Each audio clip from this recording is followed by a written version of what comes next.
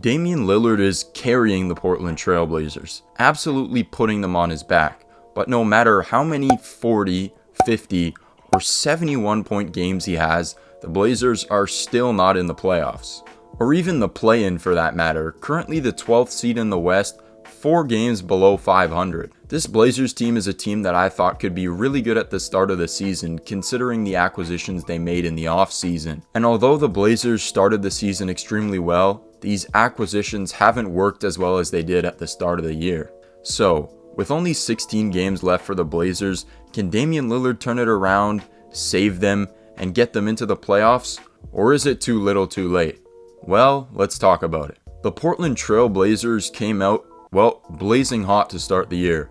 4-0, and at one point they were even 17-13. That's a pretty solid record. Since then though, it's gone completely downhill for a multitude of reasons. The biggest reason why the Portland Trail Blazers have struggled for most of the season is that they can't stop anybody. Nobody, not even a tumbleweed for goodness sakes. And this has always been a common theme for the Blazers. It seems like every year they have a top 3 offense and a bottom 3 defense, and this year has been no different for the majority of the season. But the funny thing is that it seemed like they solved this with their offseason acquisitions. The Blazers this offseason were able to pick up quite a few very legitimate defenders. Jeremy Grant, for one, is known as one of the best versatile wing defenders in the league, and Gary Payton II is also another elite level defender. They also drafted Jabari Walker and Shaedon Sharpe, who on paper are quite capable defenders. And this added on to a already capable defensive unit with guys like Josh Hart, Nasir Little, Trendon Watford, and Justice Winslow look like a pretty solid defensive unit, better than quite a few teams in the NBA actually, not bottom 3. Like, these guys can all defend, but for some reason about 25 games into the season, it seems like everybody's defensive knowledge has completely evaporated into thin air.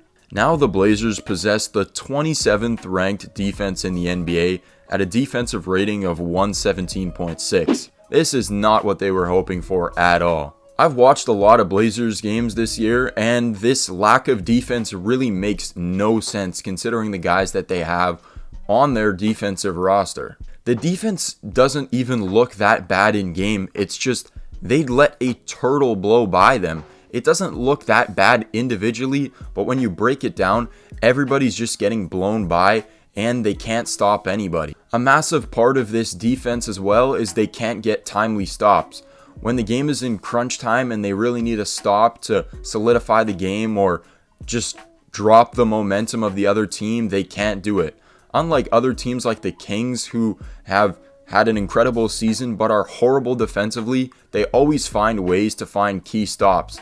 The Blazers have not been able to do that this season. And getting stops at key moments is really the difference between a team like the Kings, who is a solidified playoff team, and the Blazers, who are fighting tooth and nail to get just into the play-in.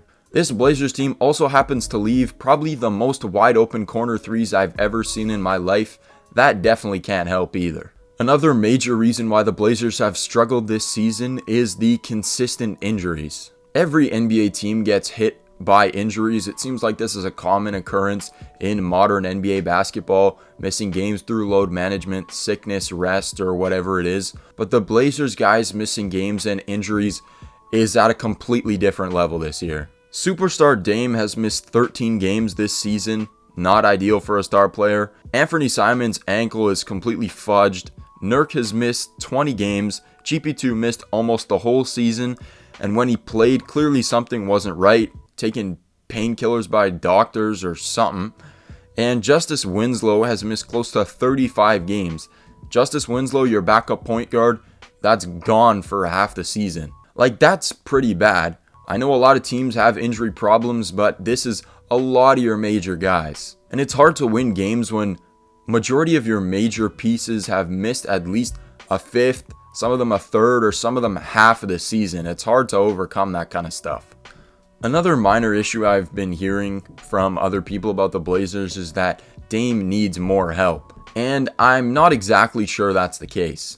Although Dame doesn't have a ridiculously great roster around him, I thought that this is probably the best roster Dame's had around him in his entire Blazers career. Jeremy Grant is a borderline all-star. Anthony Simons is an all-star caliber player in the future, and he's averaging 20 points a game.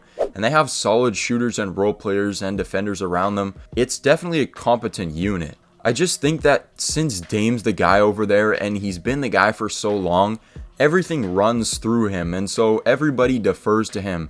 That's why you see their bench scoring and scoring from other guys being so low, because the whole scheme and the way that they play is ran through Dame, so it's hard for some of these other guys to get their own sometimes. You see this with the Mavs and Luka Doncic. People are saying that Luka, before he had Kyrie, had no help, and I think that's the case to some extent, but some of the role players and guys they had over there were still pretty good guys. It's just Luka is so good, he commands the ball so often, and it's the same thing with Dame.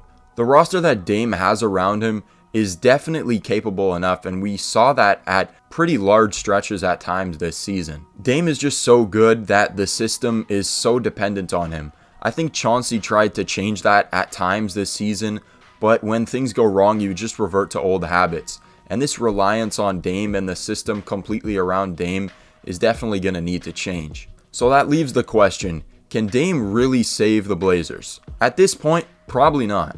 I had a ton of faith for the Blazers at the start of the season, but that faith is all gone. They're pretty much finished. Just the way the West is set up, it's so tight and stacked up in there that the Blazers are still in a position to easily make the play-in and even the playoffs if they go on a pretty decent run, which they haven't in quite a while. It seems like they're due. But the way their defense is just so inconsistent and they literally can't stop a tortoise from blowing by them, and the way that their luck has been going this season, I don't see it happening at all. Dame is doing his best to get the Blazers into a place where they can really finally compete for a championship, and the team around them is pretty solid, but I just have a feeling the Blazers might be stuck in this almost good enough but not really good enough loop forever. We'll see how it goes in the next few years. Thank you for watching. I hope you enjoyed. If you want to hear a new opinion or viewpoint on all the trending topics and things happening on the NBA from every team, every player, then this is the place for you.